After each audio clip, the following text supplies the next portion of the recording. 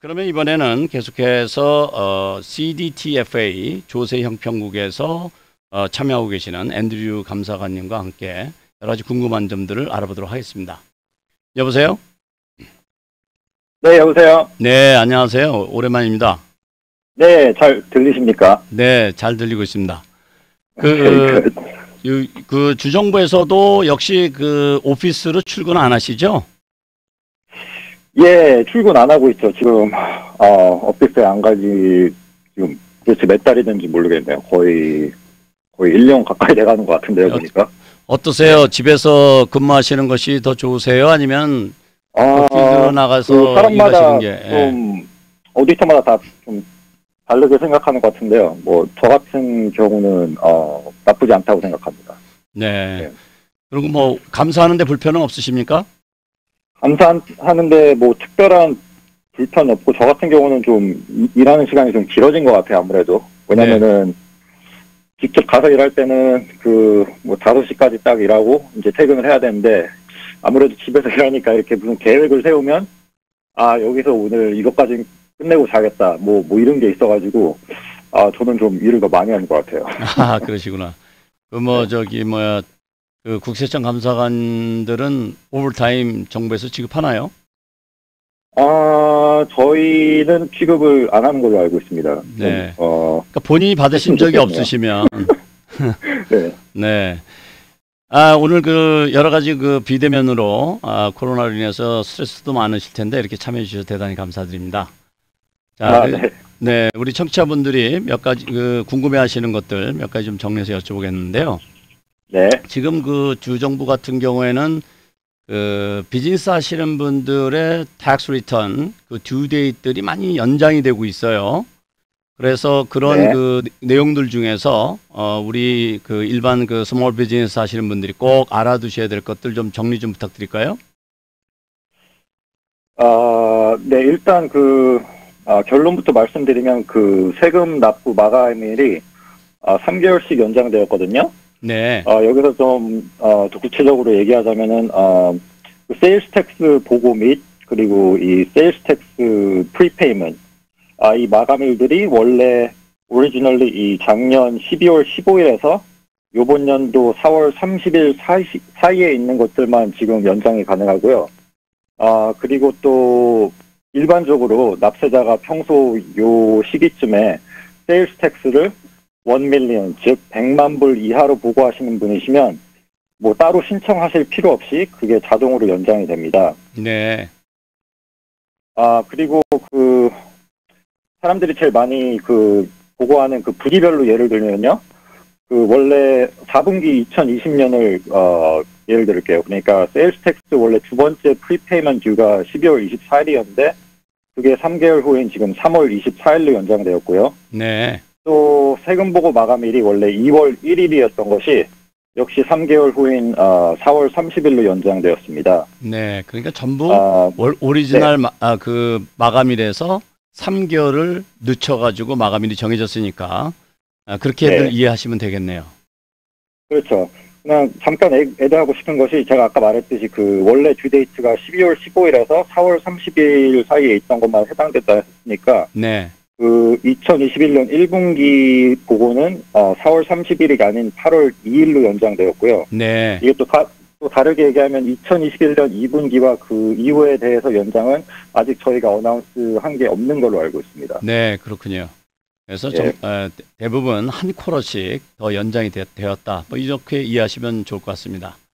네, 그렇게 쉽게 설명하면 좋죠. 네. 네, 그리고 지금 이제 연방 정부나 이런 데서 지금 여러 가지 그 코로나 재난으로 인해서 릴리프 패키지들이 많이 나오고 있어요. 그래서 연방 정부에서 주정부로 릴리프 펀드를 할당을 하고 그래서 주정부에서 다양한 플랜으로 지원을 하고 있는데 CDTFA 그러니까 조세 형평국에서도 납세자들에게 어떤 구제안을 지원하고 있다면 그런 것들이 어떤 것이 있는지 소개 좀 부탁드리겠습니다. 예, 뭐 저희 구제안으로서는 아까 말씀드린 듀데이 익스텐션이 약간 포함되어 있는 거긴 한데요.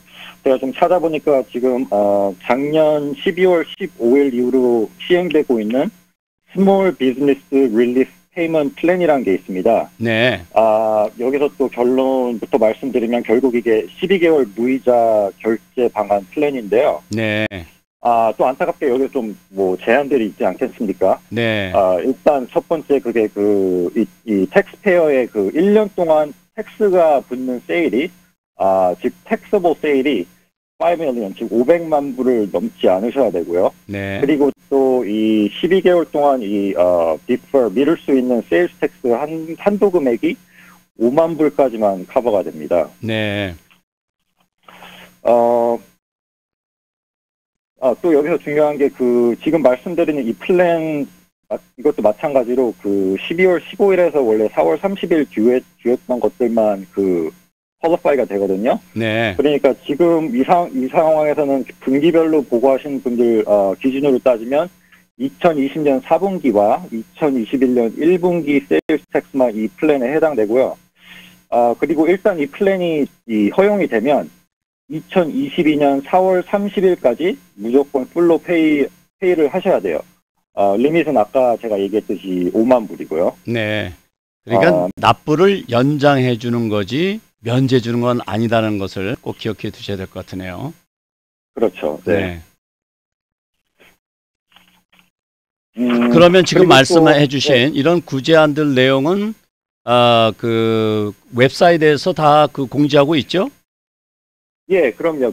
CDTFA 웹사이트에 다 들어가면 되고요. 또 더 쉽게 찾으시면 그냥 CDTFA 그리고 COVID-19 릴리프 이 정도만 치시면 다 인포메이션이 다 거기 있습니다. 네, 그래서 혹시 지금 우리 감사관께서 설명해 주신 그런 내용에 관심 있으신 분들은 CDTFA COVID-19 Relief라고 구글에서 치셔서 웹페이지를 찾으셔가지고 자세한 정보를 추가적으로 받으시기 바라겠습니다.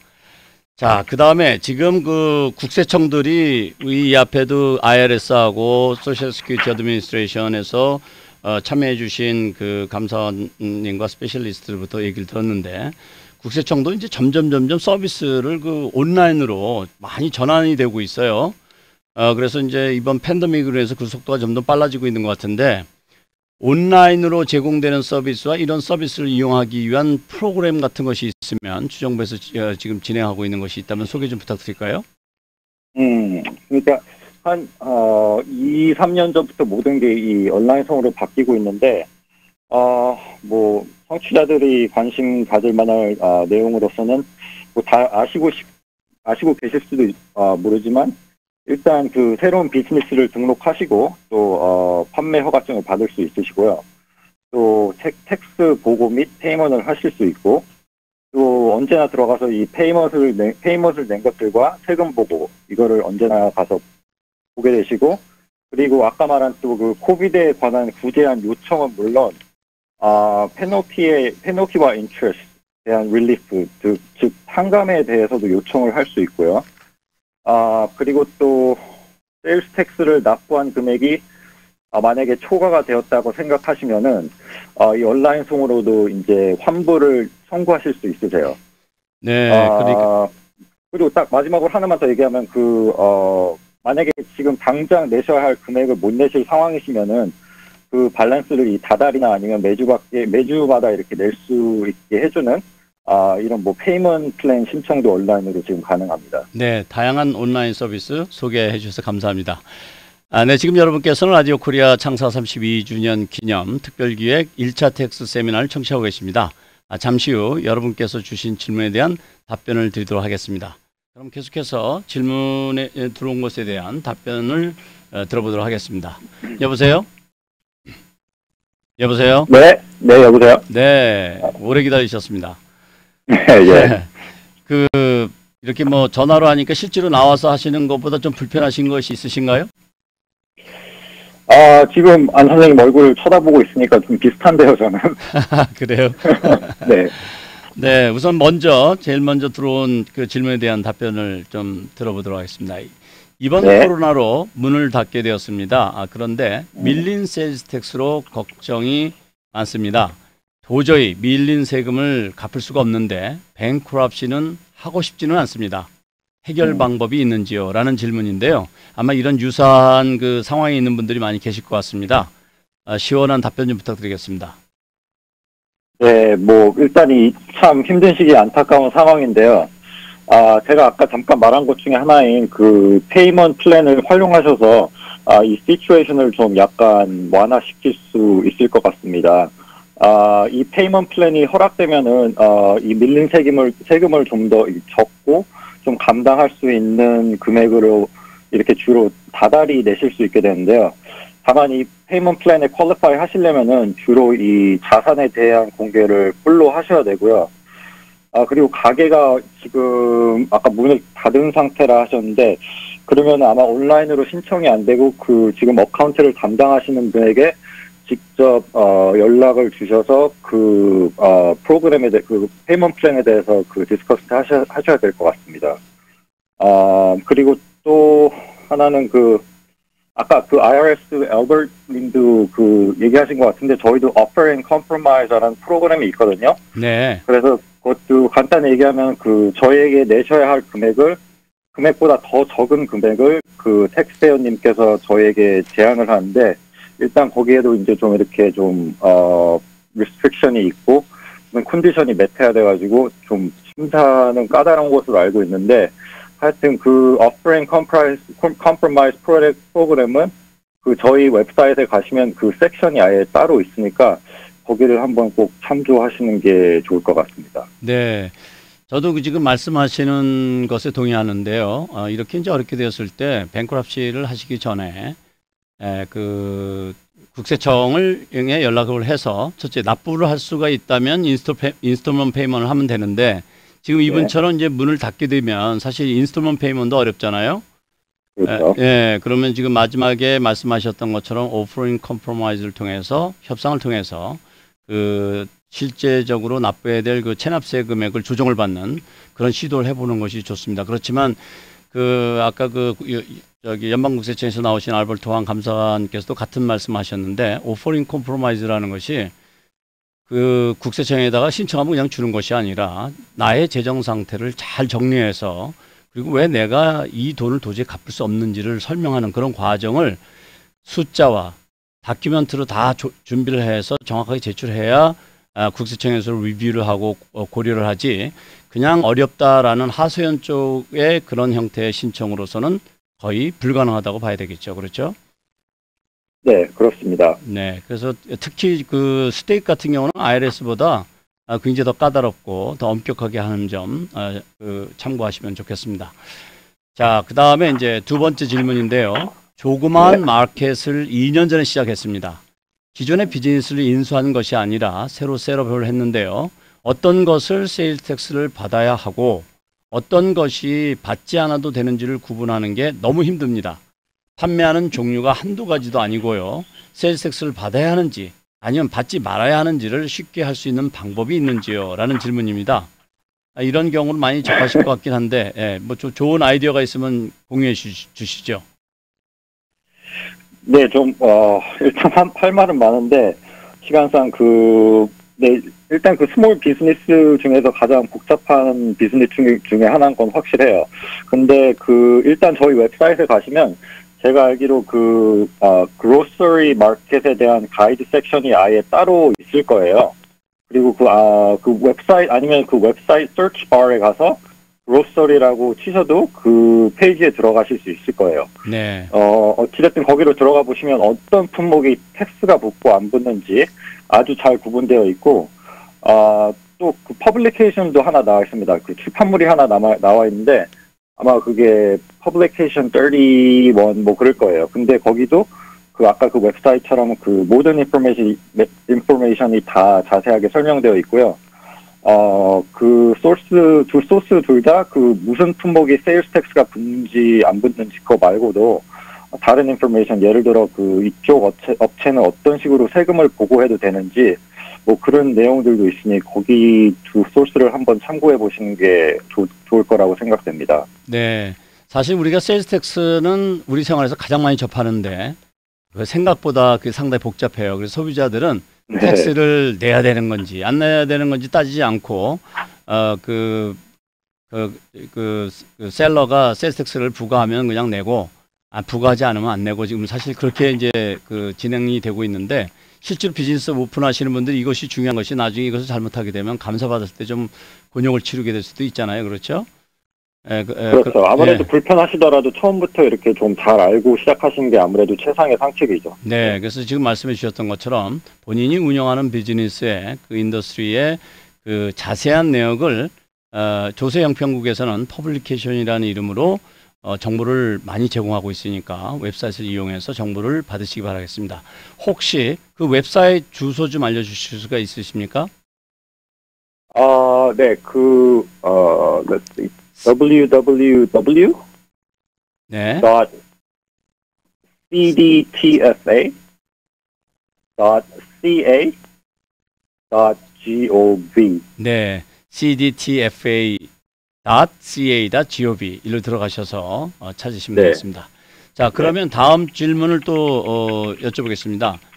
오렌지 카운티에서 조그마한 99센트, 아니 99센트 스토어를 하다가 처분하고 LA로 이전해서 똑같은 99센트 스토어를 열었습니다.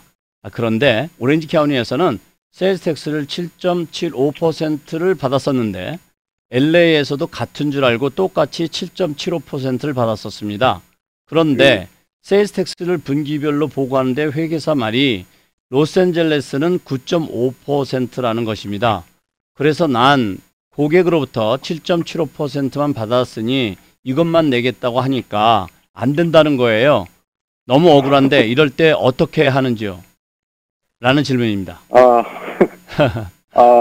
뭐 저도 납세자님이 억울하신 거는 이해가 안 되는 건 아닌데요. 주로 이 캘리포니아 도시들마다 텍스 레이트이 다르다는 거는 대체로 많은 분들이 알고 계시는데 좀 익스피리언스가 좀 안타깝게도 적으신 것 같고요. 하지만 일단 CPA 말씀이 100% 맞으시고요. 뭐냐면 규정상은 일단 텍서블 세일의 9.LA면은 9.5%를 거두셔야 했다는 거는 확실하니까 그거에 대해서는 뭐 어떻게 조정을 받으실 수 있는 게 아니기 때문입니다. 그래서 결국 감사인인 저에게 물어보시면 저는 무조건 9.5%를 보고하시고 납부하셔라 말해야 되는 입장이고요. 하지만 결국에는 납세자님이 CPA님과 잘 상의를 하셔서 보고를 하시기 바랍니다. 그리고 만약에 납세자님이 7.75%만 거둔 만큼만 보고를 하시게 된다면 만약 운이 안 좋으시게 돼서 세무조사를 받으시게 되면 그때는 저희가 그 차액을 additional tax liability로 확립할 것입니다. 네, 그러니까 사실 그 비즈니스 하실 때 본인이 알아야 될 걸 꼭 알으셔야 되는데 사실 그걸 다 알기도 사실은 어렵죠. 그래서 이제 전문가들한테 도움을 좀 그렇죠. 받기도 하는데 미국에는 그런 말 있죠. Ignorance is not a good defense. 그러니까 내가 몰랐다는 것이 좋은 방어는 아니라는 얘기입니다. 그래서 몰랐다는 것을 하는 것은 이노센트냐 아니냐는 따질 수는 있겠으나 그것을 인해서 내가 가져야 될 의무를 면제받을 수는 없기 때문에 이런 룰 같은 거라든지 규정 같은 거를 잘 이해하시는 것이 대단히 중요할 것 같습니다. 끝으로 아주 간단한 질문 한 가지만 더 여쭤보겠습니다. 내가 자동차를 오렌지 카운티에서 구입하려고 그랬더니 세율이 좀 전에 질문했던 것처럼 7.75%인데 LA 자동차를 구입하면 9.5%입니다. 그럼 오렌지 카운티에서 구입해도 되는지요? 그러면 세금을 절약할 수 있는지요? 라는 질문인데요. 그거를 오렌지 카운티에서 구입을 하시더라도 그 차가 레지스터가 LA로 돼 있으면은 LA 텍스를 9.5%를 내야 되는 걸로 알고 있습니다. 제가 알고 있는 바로. 네. 네. 유일하게 그 자동차가 그래요. 다른 거는 구입하는 곳에 세율이 적용이 되는데 자동차는 본인 거주지에 이제 세금이 부과된다는 것 기억해 주시면 네. 감사하겠습니다. 자, 오늘 수고 많이 해주셨습니다. 오늘은 여기까지 그 세미나가 진행되어야 될 것 같습니다. 오늘 코비드-19으로 어려운 시기에 소중한 시간을 내어주셔서 여러 가지 많은 정보를 주신 알버트 황, 앤드류 류, 그리고 세라킴 리 세 분 모두 수고 많으셨고 감사드립니다. 아직도 코비드-19로 많이 어렵습니다. 다행히 확진자 수가 줄고 있고 백신이 공급되면서 정상으로 복귀될 수 있다는 희망이 보이고 있습니다. 3차 경제 지원안 등 정부에서도 여러 가지 경제 지원에 대한 노력을 하고 있습니다. 이렇게 어려운 시기에는 정보가 매우 중요합니다만 많은 정보보다도 정확한 정보가 더욱 절실한 시기입니다. 오늘 장시간 동안 청취해 주신 청취자 여러분께 꼭 필요한 정보가 전달된 소중한 시간이었기를 바랍니다. 안타깝게도 시간 관계상 주신 질문에 대한 답변을 다 못 드렸는데요. 이것은 오는 3월 5일 오후 3시부터 5시까지 라디오 코리아와 남가주 한인공인회계사협회가 함께 마련하는 2차 텍스 세미나에서 답변을 드릴 것을 약속을 드리겠습니다. 이 시간도 많이 청취하시기 바라겠습니다. 지금까지 진행해 안병찬 회계사였습니다. 감사합니다.